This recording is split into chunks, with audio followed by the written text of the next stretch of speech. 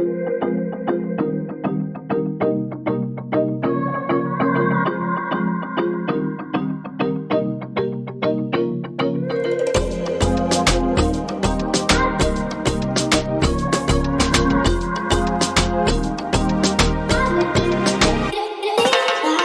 of we always want to be prepared.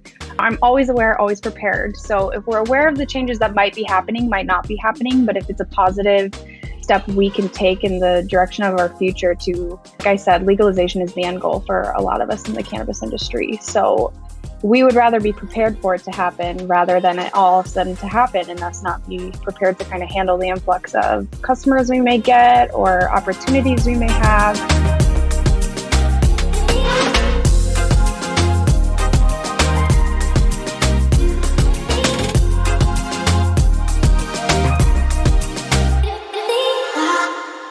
All right, everyone, welcome back to another episode of the Cannabis Corona Report, where we speak to cannabis companies that are succeeding or helping other companies succeed during the global pandemic. And today, we are joined by Alison Miller from Hana Meds. Alison, welcome to the show. Hello, thank you so much for having me. Well, I'm excited to speak with you today because Hana Meds is a gigantic company. I had no idea until I started digging into it. It's a completely vertically integrated processor, manufacturer. You even own dispensaries in Arizona. And you're also the parent company to several cannabis brands, including Dutchie, which, as I learned, is Arizona's first medical marijuana pre-roll brand. And that's where I want to start today. Why are Dutchie pre-rolls so popular? Dutchie, wow, what a roller coaster. The Dutchie pre-rolls, I mean, they're popular across the state, but I think the popularity kind of started with us, just the creators. Dutchie was created. It was definitely a big project to take on. It was a passion project. Everyone involved in the creation of the brand, we're all patients. We love the brand. So I really think that love kind of shines through the brand when we launched it out into the market. Everyone kind of got to saw how much we loved it personally. Yeah. We were, Dutchie's number one fans from the beginning, and we were able to just kind of share that with the state of Arizona. People see that. I think they respect it. And it's grown with love when you smoke one. Well, it's authentic. It's like you're walking the walk, you talk the talk. Smoking is the preferred method of consuming cannabis still. But back at the beginning of COVID, we were hearing that in some places there was a shift from flowers to edibles. Did that happen in Arizona? I personally don't think so. I think we definitely had a lot of people that were thinking about it, that were hesitant about it, but by no means was there a huge shift. I think people probably took the opportunity to begin to explore edibles maybe for the first time. But as far as everyone, who's smoking with us is still steady smoking. So it's been an interesting ride, that's for sure. It's definitely keeping us on our toes. That is for sure. And Now Arizona is a medical state for our listeners that aren't familiar, but that could change. Can you give us an update on Proposition 207?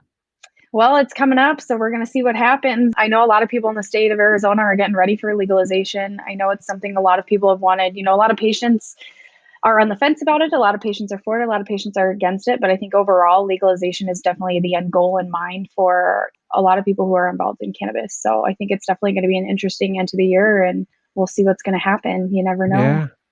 Well, I think with maybe the whole COVID effect and the drain it's put on in all governments. I mean, I noticed in the bill or in the proposition that it says there's like a 16% tax.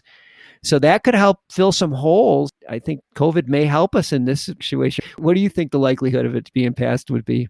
I don't know. I can see it, but that's what a lot of us said the last time. A lot of people last time it was, up for vote in Arizona. We're like, oh yeah, it's going to pass because all the other states just passed. And then we were the one who didn't. So there's always room to be thrown for a loop. I think the time's coming sooner rather than later. Well, I hope you're right. It seems like you guys are fairly optimistic because you started making changes already to accommodate an extended customer base. Maybe you can tell us a little bit about some of the changes that you've made. Definitely. We want to stay a little bit ahead of our time as much as we can in the sense of we always want to be prepared.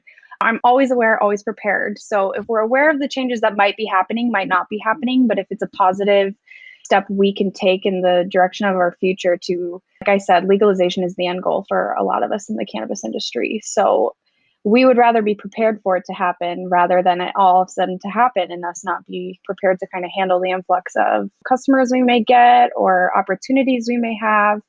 Just kind of putting all the final ties on everything. And if legalization does come, we want to be able to continue to support our community, to support our patients, to support, new people who might want to try smoking a Dutchie for the first time. We want to be there for Arizona, whether it passes or whether it doesn't pass. So whatever we can do to help kind of be there for our community, be there for our state, and, be there for our patients is we're going to do it. Well, it's nice to see that you're sort of ahead of the curve. Whether it passes or not, it looks like you've already started to make some changes and just to make sure that you're ready for the compliance changes, which I understand are going to be a little bit more restrictive. Maybe you can tell us some of the things that you've changed with your packaging to make sure that your products are safer. Yeah, absolutely. We're definitely starting to make the switch to childproof packaging. That's something with Dutchie that we're working on. We're going to roll that out here soon. We're going to have safer packaging. It's also going to help keep the product fresh for longer. We're incorporating some new technologies in our packaging that we haven't had in the past. We take feedback from our community very seriously. And if patients want their meds to stay fresher for longer, we're going to do what we can to make that happen for them. But number one, always safety. So we do know that child safe options are definitely at the top of the list for a lot of people. People are medicating. A lot of people have kids. A lot of people have families. A lot of people just have people they don't want to get into their stash. So Yeah, that's a good point. working on making that switch. So it's definitely been a work in progress, but we're excited to roll that out. Aesthetically, it's very similar looking to what we have now, just a little bit more fresh, a little bit of an update. We love the brand, so we want to keep it as current as we possibly can. We don't want to lose touch with anyone or anything out there.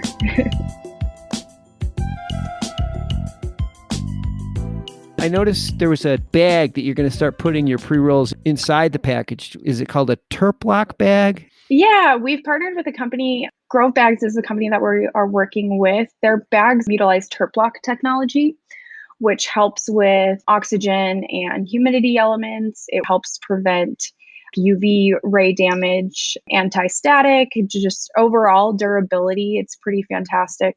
And it'll keep your meds fresher for longer. So if you open up and you only smoke one Dutchie and you want to put the rest away and hold on to them for a minute, they're going to stay fresh for you. You're not going to have to worry about them. You won't have to change them into a different container. It's going to be really nice. It makes a lot of sense. I mean, you don't want anything to change. You want it this fresh the day you get it is, a couple days later or a month later.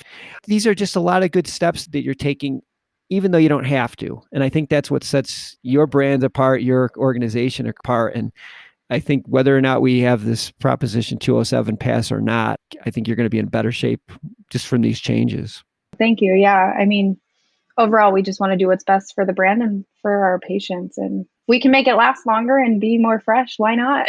That's for sure. That's for sure. Well, we don't have time to talk about all the other great things that you're doing at Hana Meds on today's show, but I'd like to have you back on at a future date so we can go through each of the different verticals and talk about all the things you're doing. Because like I said before we got on, you could do 5 shows with your company. You have so much going on. I have all the links to your company in the show notes. And so if anybody wants to follow up or learn more about Hana Meds or Dutchie, and I'm sure Alison would love to talk to you offline if you have any questions. So. Yeah, absolutely. We love talking about our stuff. Whatever we can share with the world, we will happily share. Well, thanks for being on the show today, and let's do this again soon. Thank you. Thank you so much.